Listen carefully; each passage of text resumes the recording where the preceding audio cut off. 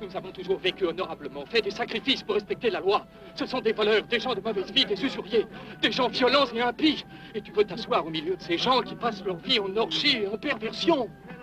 Je ne suis pas venu pour appeler à la repentance des justes, mais des pécheurs. Et ils peuvent entrer dans le royaume des cieux, même avant vous. Écoute, maître, si tu vas dîner ce soir avec ces gens méprisables, ils te contamineront. Et toute la ville t'abandonnera. Jacques, mon fils, le cœur du Seigneur n'est que pardon. Il va dans l'antre du démon. Non, t'as trop bu déjà. Allez, toi l'épée! Ramenez!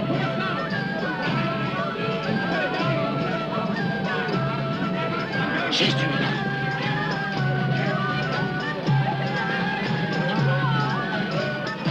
Silence!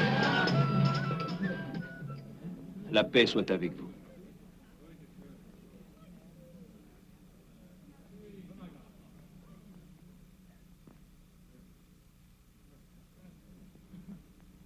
Merci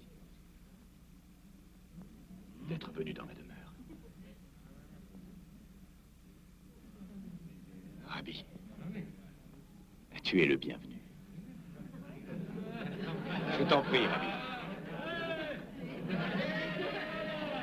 Un siège pour le Rabbi. Lève-toi. Non, non, ne bouge pas, je m'assierai là. Du vin. Voilà mon frère Jacques. Il fait le même travail que moi.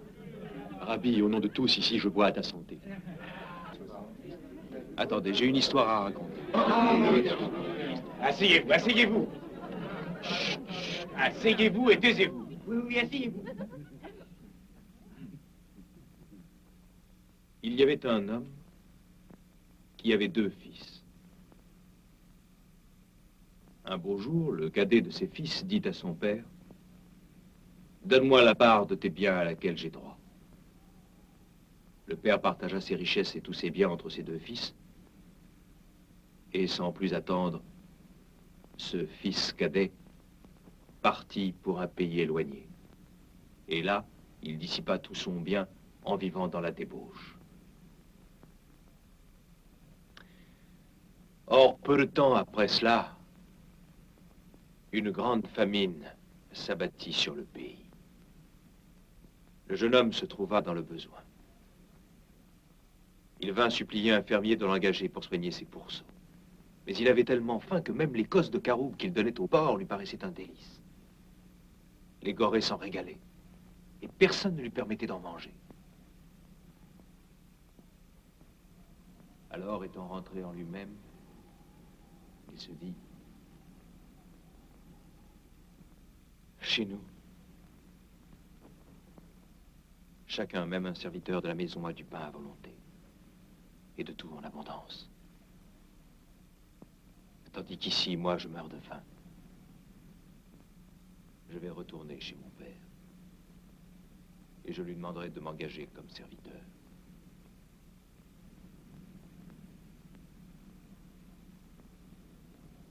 Et aussitôt, il se mit en route.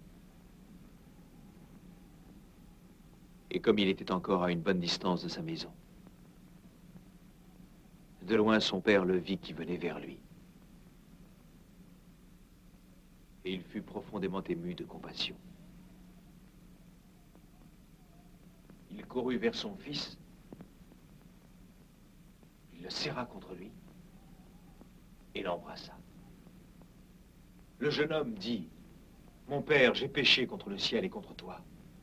Je ne suis plus digne d'être appelé ton fils. » Mais son père fit venir ses serviteurs et il leur dit, « Apportez vite la plus belle robe et l'en revêtez. Mettez-lui un anneau au doigt et des souliers aux pieds. Tuez le veau gras, mangeons et réjouissons-nous. Mon fils que voici était mort. Et il est revenu à la vie.